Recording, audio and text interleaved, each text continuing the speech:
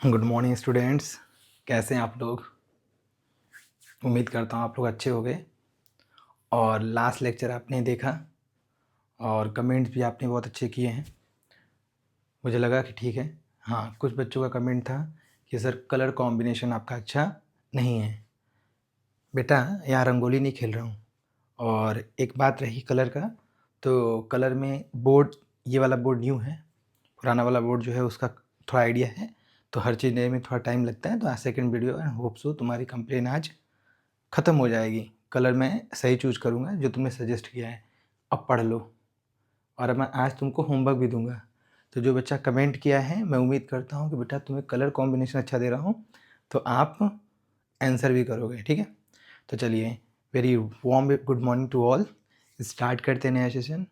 और जैसा मैं बोलता हूँ, टाइम बहुत इंपॉर्टेंट है हमारे लिए और ख़ासकर तुम लोगों के लिए। तो बिना टाइम वेस्ट किए सेशन को स्टार्ट करते हैं।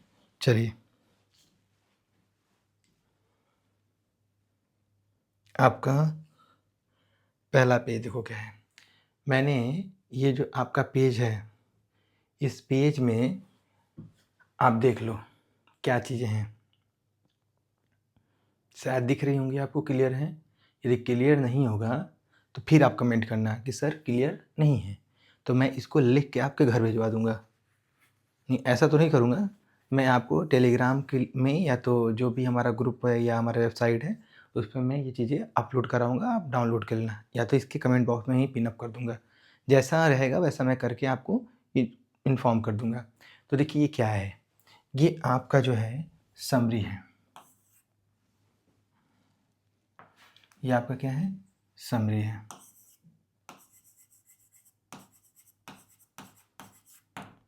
समरी है चैप्टर का।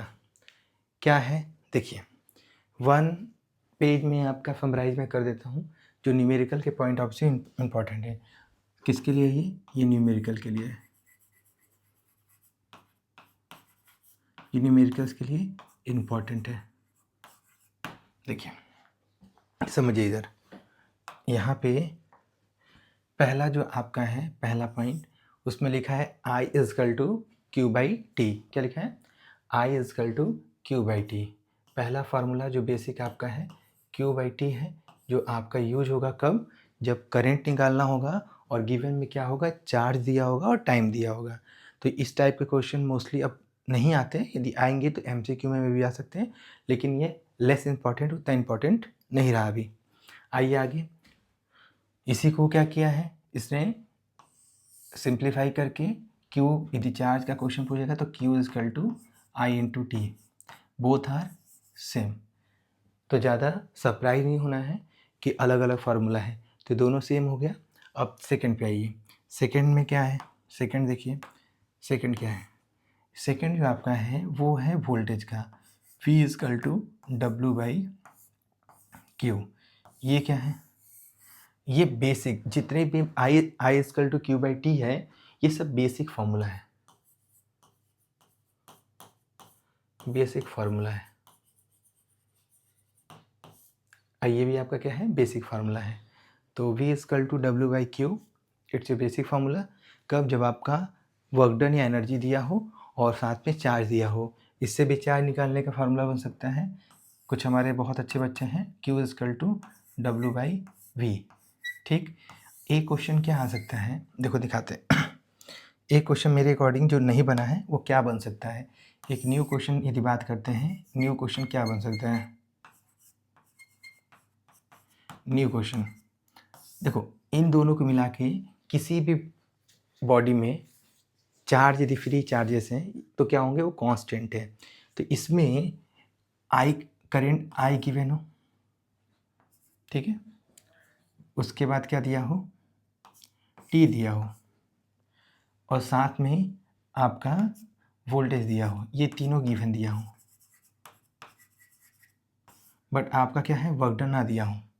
वर्क डन पूछा हो कि कितना वर्क डन कर लेगा, तो आपको पता है कि जो इससे क्यू निकलेगा और जो इससे क्यू निकलेगा सेम मटेरियल है, तो ये दोनों का क्यू सेम हो जाएगा। इक्वेट करके आप सॉल्व कर लीजिएगा, या यहाँ से क्यू केवल निकाल के यहाँ पुट कर दीजिएगा और आप आंसर लेके आइएगा। ठीक है, तो ये इस तरह से आपको चीज़ समझ में आ गई। चलिए, अच्छा रुको, 1 मिनट रुक जाओ। एक बार इसको देख लो, मैं हट जा रहा हूँ, स्क्रीनशॉट ले लीजिए। ठीक है, चलिए आगे बढ़ते हैं।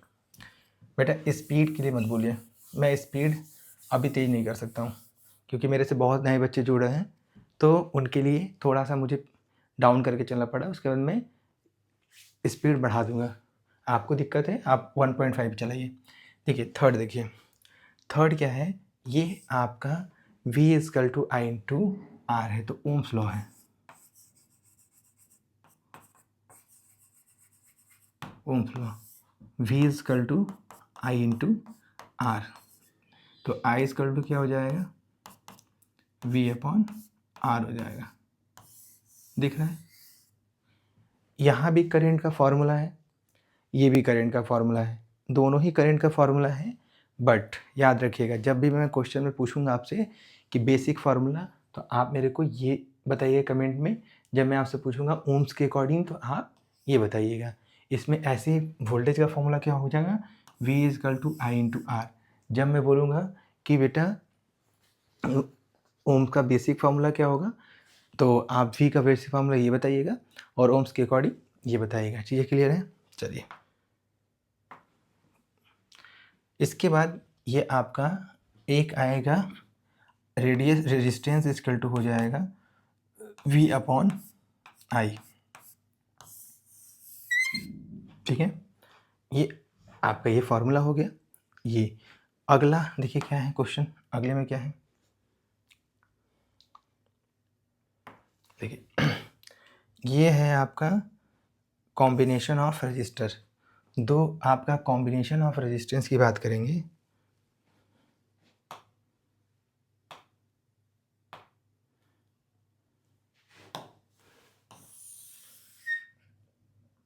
देखिए, देखो इधर कॉम्बिनेशन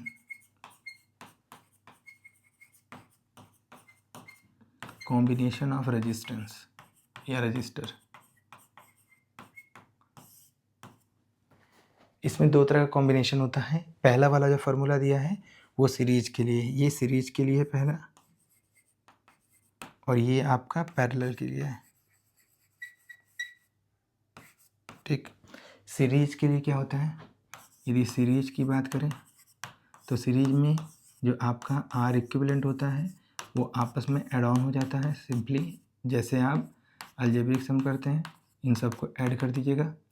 और सेकंड में क्या है, पैरेलल।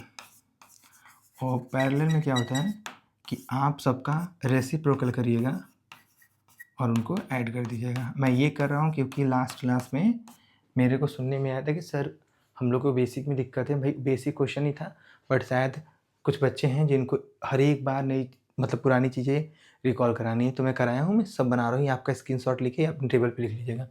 1/R2 1/R3 ये आपका हो जाएगा। और याद रखिएगा, कुछ नोट्स लिख देते हैं इसमें। किसमें, ये देखिए पैरेलल के लिए नोट्स देखिए। इसमें नोट्स में क्या है, नोट में लिख लीजिएगा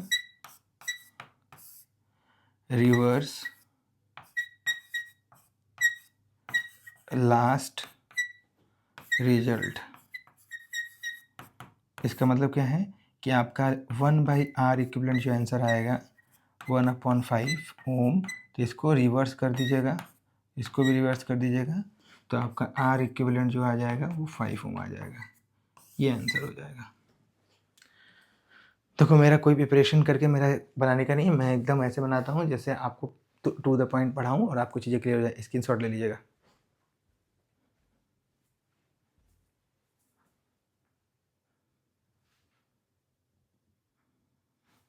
चलिए अब आइए नेक्स्ट पेज पे। नेक्स्ट पेज पे, या मान लीजिए इसको मैं क्लियर कर दूं, बोलो तो एक बार क्लियर कर देखता हूँ। नहीं, क्लियर करने पे चीज़ें गड़बड़ हो जाएंगी। आइए आपका पेज नेक्स्ट, ये तो क्वेश्चन आ गया, इसमें ये ऐड कर देते हैं। देखो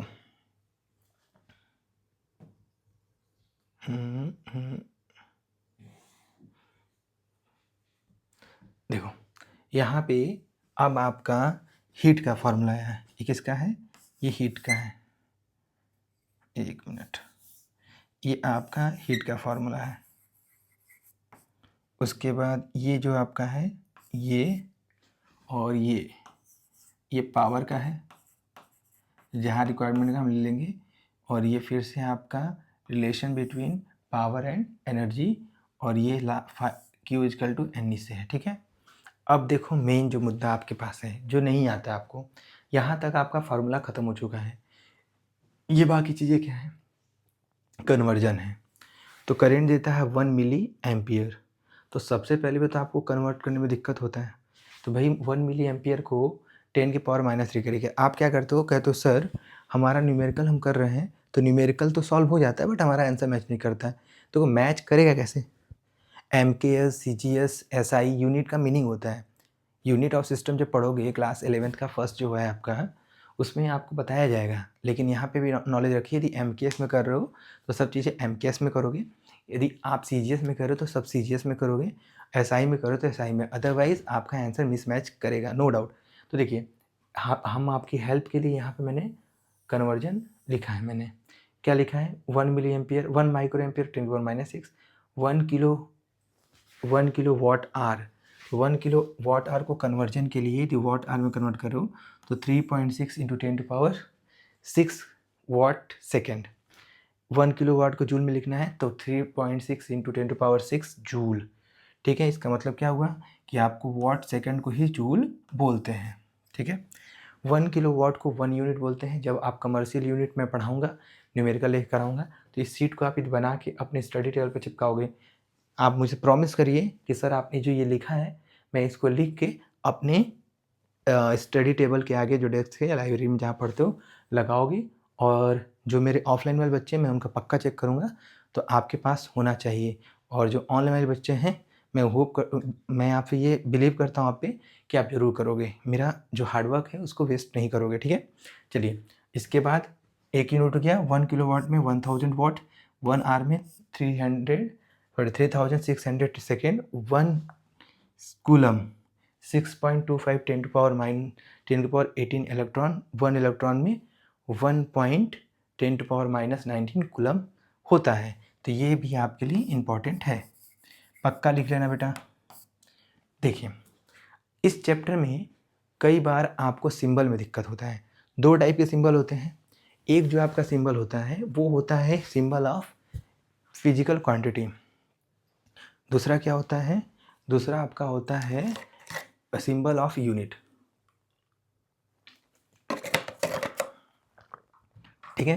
तो यहाँ पे मैं फिजिकल क्वांटिटी का लिख रहा हूँ, और साथ में ये जो सिंबल लास्ट में लगा हुआ है, ये जो लास्ट में लगा हुआ है, ये जो सिंबल है, ये सिंबल आपका उसका है। तो मैं क्या करता हूँ, वाइट से मैंने इधर मार्क करना है और यूनिट को रेड से मार्क करके आपको दिखाना है। देखो पहले दिखा देता हूँ, यहाँ करंट है, तो करंट का जो यूनिट होता है, या बोल सकते हो करंट का जो आपका रिप्रेजेंटेशन होता है वो होता है आई, स्मॉल या कैपिटल आई, और इसकी यूनिट क्या होती है, एम्पियर होती है, ठीक है, एम्पियर होती है।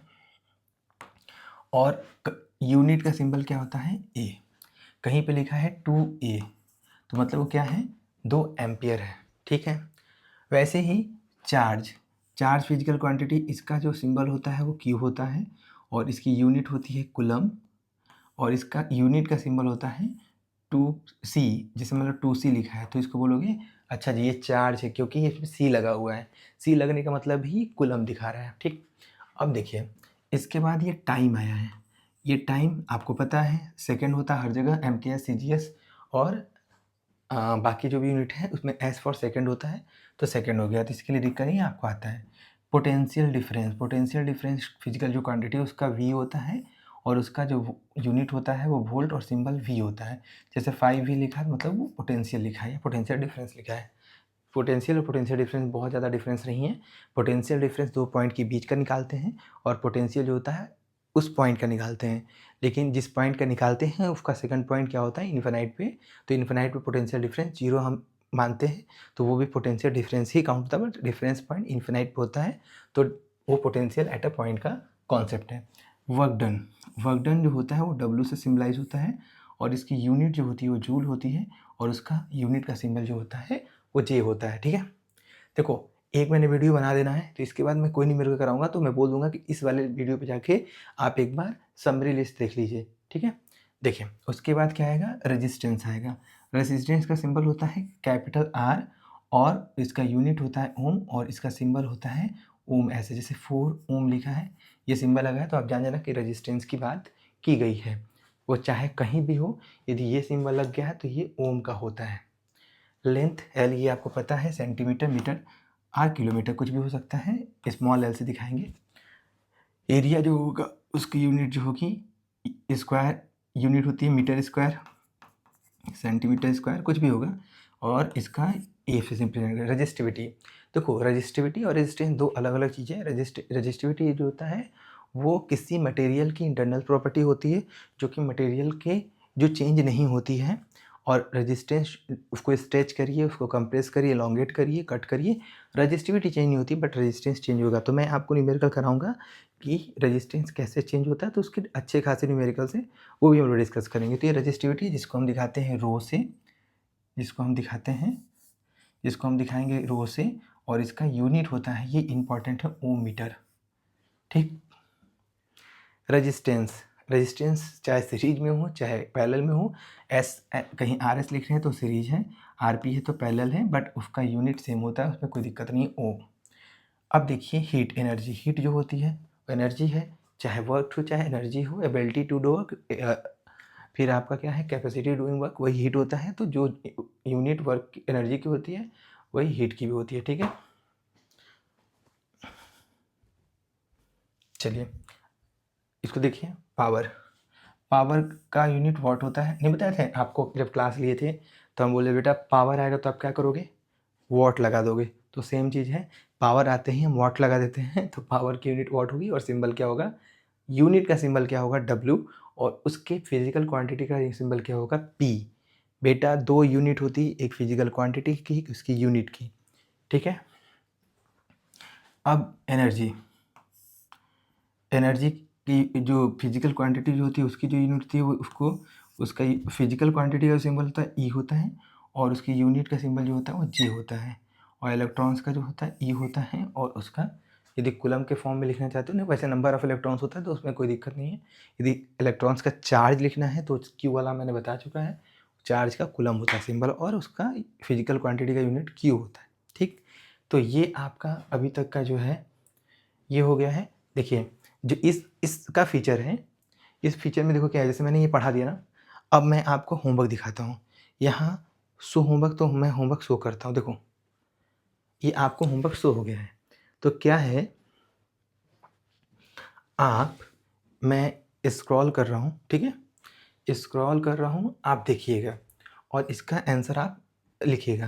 देखिए पहला क्वेश्चन आप पढ़ लीजिए, इसका आप आंसर लिखिएगा उसमें, फिर सेकंड का लिखिएगा, थर्ड का लिखिएगा, फोर्थ का लिखिएगा, फिफ्थ का लिखिएगा, सिक्स का भी लिखिएगा, सेवेंथ का लिखिएगा, एट का लिखिएगा,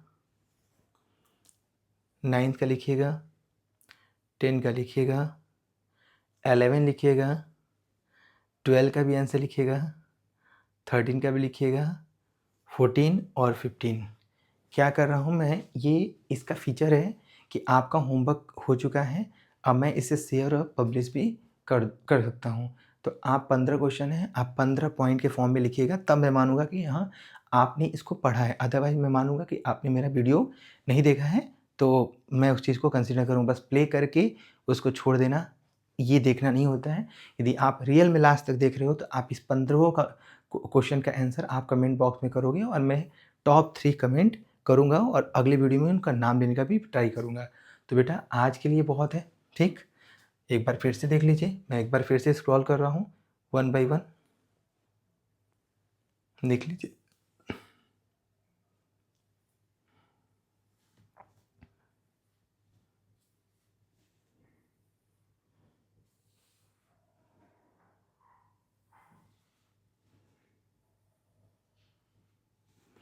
बेटा देख गया, पॉज करके आप देख लेना। चलिए तो ये अभी के लिए था, और इसके बाद मैं आपको कॉम्बिनेशन ऑफ रेजिस्टेंस के थ्रू इक्विवेलेंट रेजिस्टेंस के अच्छे अच्छे क्वेश्चन कराऊंगा।